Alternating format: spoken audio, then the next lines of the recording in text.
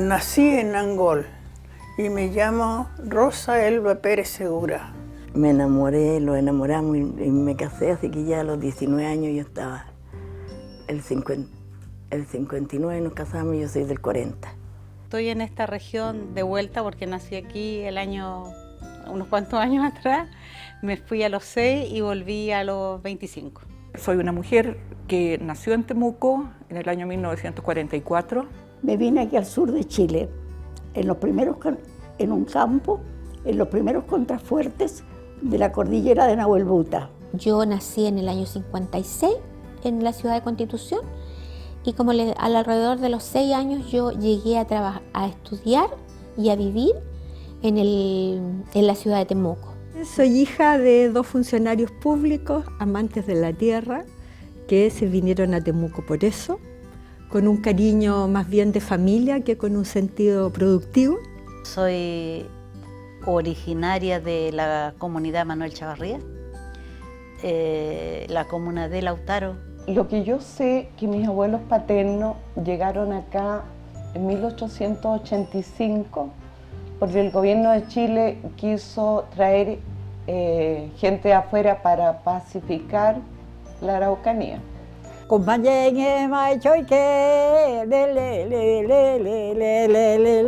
Así le hago yo, le canto.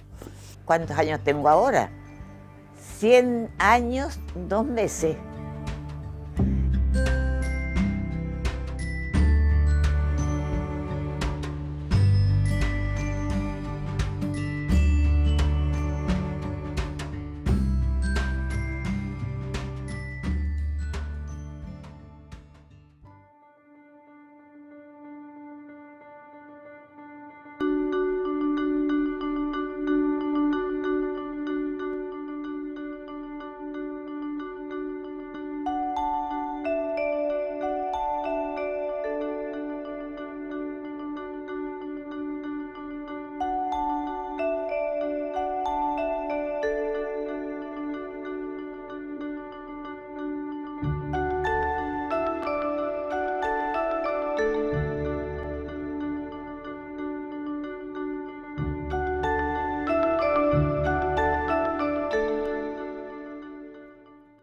Mi abuelo se llamaba Erasmo Rodríguez Vázquez, que tenía un campo muy bonito ahí. Tenía una vaca especial porque le habían dado un campo ahí a él, porque estuvo en la guerra del 79. Fue soldado también. Y mi mamá conoce a mi papá en Pitruquén, se casan y se van a vivir a un lugar que se llama Catrico, que es un lugar pequeño, y mi padre tenía como una parcela. La niñez y la adolescencia, una etapa feliz, plena. Yo vivía en calle Orella 0262, que jamás lo voy a olvidar, porque fue mi casa. Es maravilloso cuando tú puedes saber que aquí estaba tu esencia. Estaban las familias que llegaron, porque llegaron a una parte donde se llama el Calvario. Le pusieron Calvario porque fue tan grande el sufrimiento que tenían ellos cuando viajaron y cuando llegaron, y para poder llegar acá fue un sufrimiento grande y le pusieron Calvario para imitar que había sido como la cruz, como el Calvario de Cristo. Mi suegra era de apellido Filiker, que se escribe Villiger, con B corta y doble L, Filiker. Y de ellas aprendí mucho yo, porque mi suegra yo le decía la hormiguita suiza, porque hacía todo. No había cosa que no sabía hacer en la casa.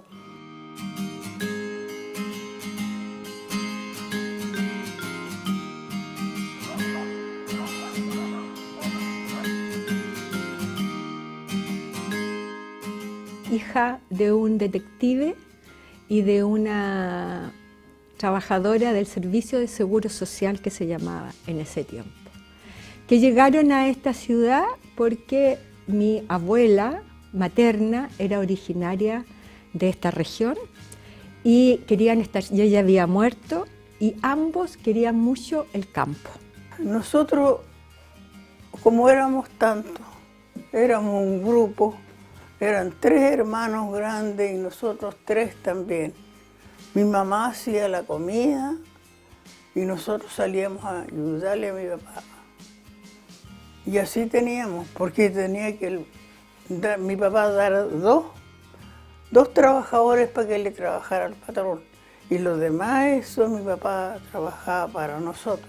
Por el lado de mi papá, mi abuelo llegó un 18 de septiembre de 1920, sin hablar una gota de español, a Lautaro, en tren.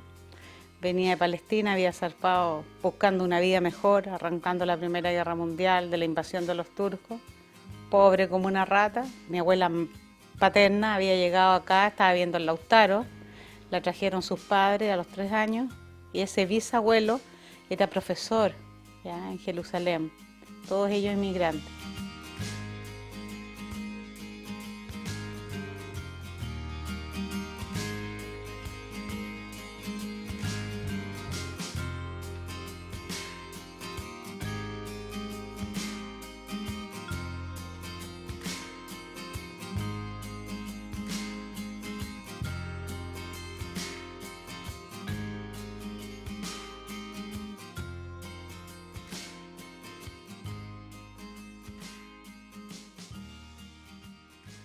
Estuvimos en la escuela, íbamos a clase los días que no llovía porque estaba tan lejos que era, cerros y pasar por debajo los alambrados, los cercos con alambre. Y total que era muy difícil para poder aprender. Nosotros las mujeres que éramos 3, grandes ya, pues si teníamos unos 12 años, 13 años, y no se podía estar más, hasta 13 años ya era mujer y no podía salir de la casa. Y nosotros sentíamos en ese tiempo que a los 16 años, que es más o menos la edad que yo tenía, nosotros éramos adultas, a pesar de que la mayoría de edad se obtenía a los 21 años. Pero muchas de mis compañeras de curso, muchas, estaban esperando aprobar el cuarto Humanidades para casarse. No, el mensaje era que la mujer era de la casa, nos enseñaban, ¿cómo se llama?, a bordar, a tejer, cositas así nomás, o sea, vestiditos por aquí, todo era súper recatado. La mujer era alguien que debía estar en la casa, o sea, yo nunca recibí otro mensaje más que ese. Decía al fin a mi papá que la mujer no necesitaba educación. Se casaba después para que regalara los platos, decía. Los hombres sí, en fin, los hombres le dio más educación, le daban más educación. Las mujeres no, decía, que no sacaba nada, no valía nada la mujer para que fuera a la escuela. Respecto de las becadas y las que pagaban. ¿Ya? Las monjas tenían una diferencia de trato y empezabas a notar de que el uniforme era igual, pero las medias eran de peor calidad, el género del uniforme era más delgadito, la chombita era más precaria, más estrecha, las mandaban a hacer cosas que al resto no mandaban. Entonces era un colegio como de señoritas temuquenses.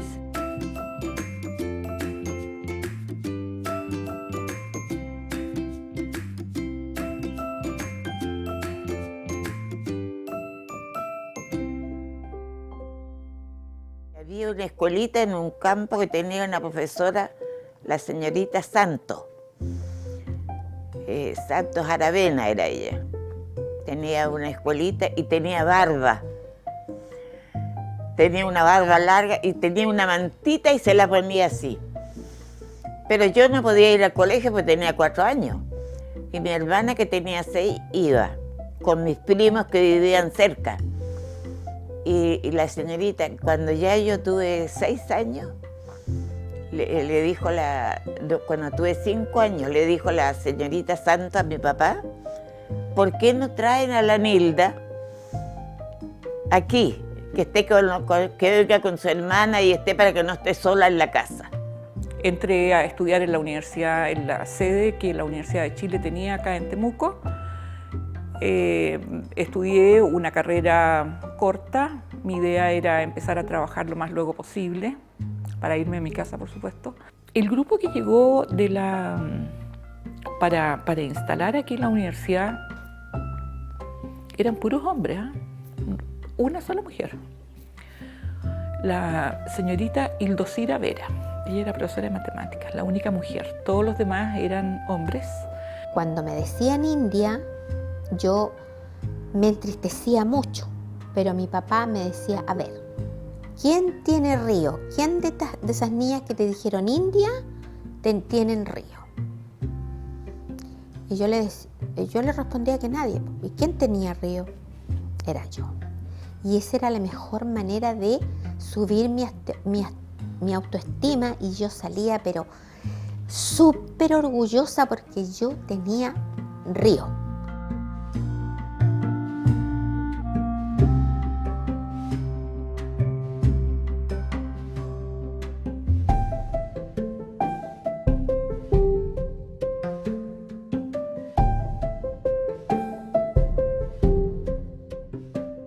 Yo nunca fui muy buena dueña de casa, creo. Muy buena dueña buena para la cocina, me parece. Que siempre como que le hice un poquito el quite a eso. Pero me recibí porque cada vez que, como casi todos los años, me iba a Santiago a tener la guagua, porque mi mamá se había quedado allá en Santiago. Entonces, el pedagógico se portaron muy bien conmigo. Y me daban libros, me prestaban libros. Era hasta que terminé, pues yo hice mi memoria sobre O'Neill, sobre Eugene O'Neill, el dramaturgo. La mujer era de la casa, para hacer el lavado, la ropa, cuidado de la guagua. Y de un poquito más atrás, puedo decir el 60, los hombres encontraban que no tomaban en brazos a su hijo.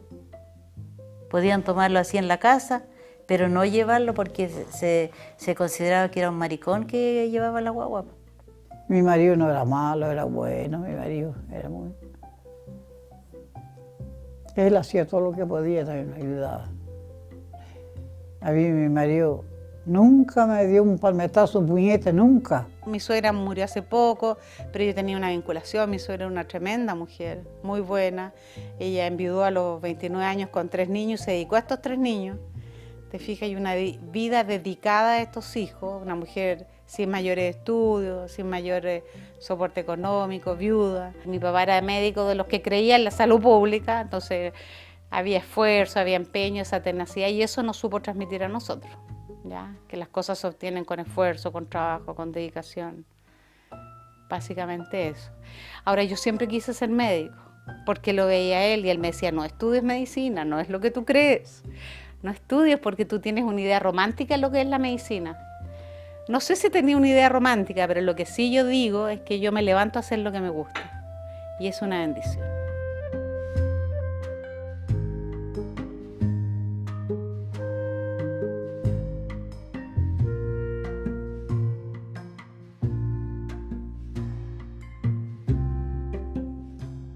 Con la panadería me compré una camioneta yo después. Y ahí ya yo agarré rienda, porque de lo que era mío ya está. Aquí hasta aquí llego yo, hasta que de esa libre, ¿cómo se llama? Cuenta corriente. Así que yo hacía lo que quería con mi panadería. Yo me voy a la Universidad Austral, que era una alternativa que tenía, y se me ocurre estudiar pedagogía, porque la verdad es que me gustaba. O sea, en ese tiempo uno elegía la carrera porque le gustaba, no como ahora que la gente dice cuánto me pagan. Arrendábamos una pieza con una de mis primas y ahí invitábamos a otras chicas que andaban ahí, les acostábamos entre 4 o 5 en una cama, no le hacíamos ningún problema. En un anafre, me acuerdo que hervíamos el agua para el café, entonces en esa misma tomábamos café y una ronda de café. Ahí ya empezamos a conocer, mire, ¿sabe qué? ¿De dónde viene? De tal parte. Ustedes están siendo reprimidos, sí, estamos siendo reprimidos, sí, la cadena. Entonces, finalmente esa persona se paraba adelante y decía de lo que, qué es lo que estaba viviendo. Y se hacía una sola fuerza. Mi desarrollo personal no iba a pasar porque yo fuera dueña de casa. O sea, eso hice el esfuerzo de pensar que lo podría hacer. Pero entonces lo conversamos en familia y decidimos que yo volvía a retomar mis actividades porque yo sabía que de lo contrario yo no iba a funcionar, digamos, no iba a ser feliz.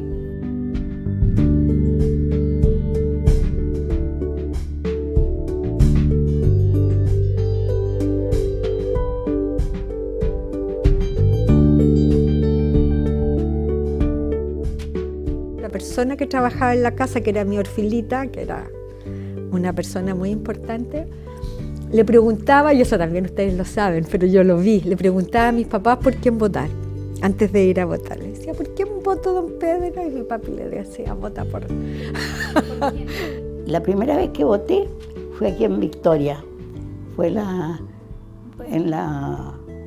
para edil, para alcalde era. Teníamos cabecita, parece, las mujeres, para votar por los concejales, por los ediles, por el alcalde y los regidores, los demás no. Había un partido nuevo, que había muchos partidos, entonces un partido nuevo que quiso ser un partido religioso. Y como yo era de la iglesia, entonces me buscaron a mí. Yo le dije, no me busquen a mí, busquen a otra persona, pero me dijeron, no, si tú tienes que ser, tú tienes que ser. Al final ya tanto me rogaron que fui candidata. Y yo tengo que decir que yo estaba contenta porque no había salido, porque pensaba que mi responsabilidad era con mis hijas, con el colegio y con las otras actividades que tenía con las mujeres de la región. En el liceo se practicaba mucho esta cosa del gobierno estudiantil, del centro, los centros de estudiantes funcionaban en cada curso, o sea, era como una obligación que todos teníamos que participar. Conocí a madres, a hijos, a familiares de detenidos desaparecidos y conocí la realidad y dije yo no puedo seguir restándome, no me puedo subir a la vereda y ver que los sucesos de mi vida pasen por la calle y no me involucre si yo soy formadora, por mi rol y porque además soy una mujer, soy madre, soy mapuche y eso a mí me marcó.